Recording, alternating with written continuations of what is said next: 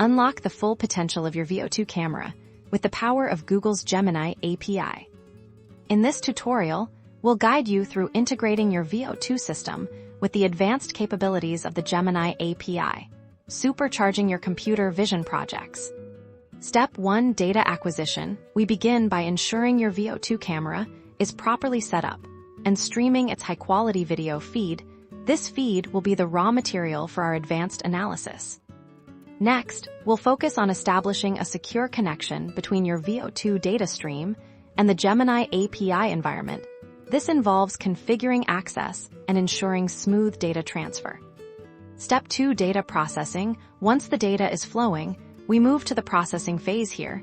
The Gemini API will work its magic, interpreting the video frames and extracting meaningful insights.